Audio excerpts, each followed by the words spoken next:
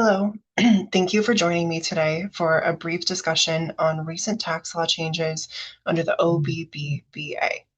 For those of you who may not know me, my name is Natalie Smith, and I'm a wealth advisor here at Jacob Young Financial. There were many headlines that graced the news cycle in 2025, but from a financial planning standpoint, one of the most significant was the passing of the One Big Beautiful Bill Act, or OBBBA, which was signed into law in July of 2025. This act made several important changes to the federal tax code. And while many of these can get fairly complex, today we'd like to review just a few of the most pertinent changes that could impact your financial life and, more importantly, present planning opportunities for your long term financial plan. First, the OBBBA made current tax brackets permanent.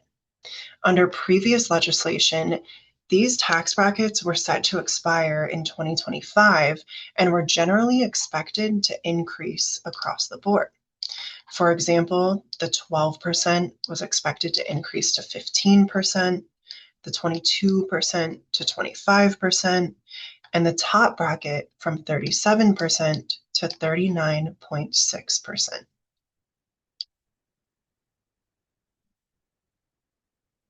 The new law removes that uncertainty. Your marginal rates are no longer scheduled to automatically increase, and that creates a much more stable planning environment, especially when considering long-term planning like retirement income, Roth strategies, and even charitable giving strategies.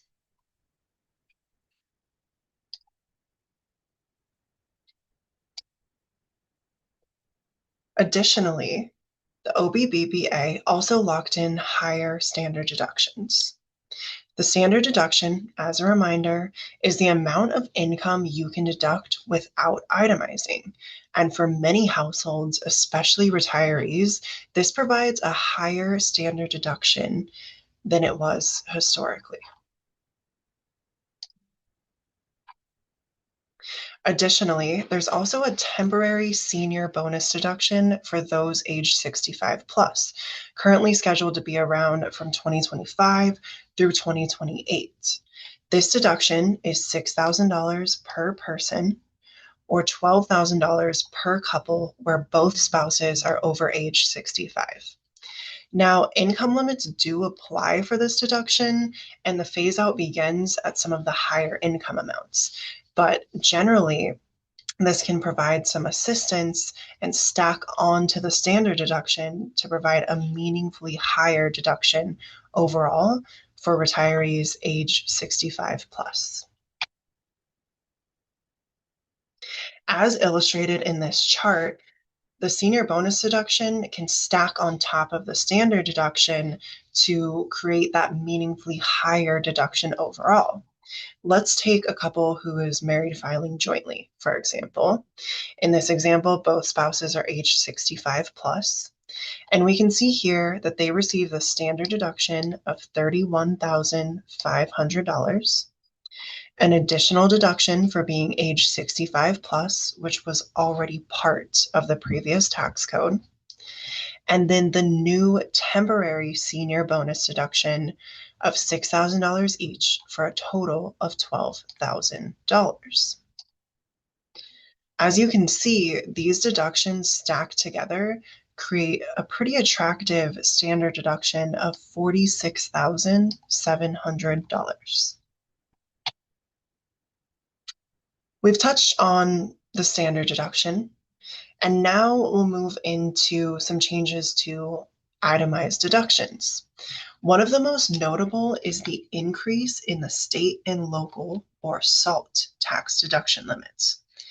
Prior to the passing of the OBBBA, the SALT deduction limit was capped at $10,000. And in states like California, for many taxpayers, property taxes alone met or exceeded that $10,000 limit, meaning many of those taxpayers were not receiving credit for taxes they had already paid. Under the OBBBA, the SALT deduction limit was increased to $40,000. There are some minor increases through 2029. And currently, this deduction limit is expected to sunset and decrease back down to $10,000 in 2030. So again, this creates a temporary timeline for us to implement some financial planning strategies. So what exactly does this mean? Well, let's take an example here. Let's assume you have two homes and you pay $10,000 in property taxes on your primary home. You then pay an additional $6,000 in property, state, and local taxes on your secondary home. So you paid a total of $16,000 in property, state, and local taxes. Prior to the passing of the OBBBA, you only received credit for the first $10,000 in taxes you paid due to the SALT deduction limit. In 2026 and moving forward over the next several years, again, that SALT deduction limit has been increased to $40,000, meaning you now receive credit for the full $16,000 that you've already paid in property, state, and local taxes. Another notable change was a new above-the-line deduction for charitable gifting. Before the passing of the OBBBA, you generally needed to itemize to receive a tax bonus for charitable gifts that you were making. Now, things have changed slightly. You no longer need to itemize to receive a tax bonus for those charitable gifts that you're making. For single filers, you can receive a deduction of $1,000 for charitable gifts you're making. And for joint filers, it's $2,000. Now, keep in mind that these donations generally need to be made in cash and meet a few other requirements. But this is still very favorable because for those of you who make charitable gifts but do not itemize, you likely weren't receiving a tax benefit for that donation, and now you can. Lastly, if you're still working, retirement plan contributions are one of the most tax efficient ways to reduce your taxable income and help build long-term wealth. For 2026, 401k and other retirement plan contributions increased by $1,000. That's the contribution limit per year, plus an additional $500 for the catch-up contribution limit for those over age 50. Additionally, IRA contribution limits increased by $500 for all ages, and an additional $100 increase in catch-up contributions for those over age 50.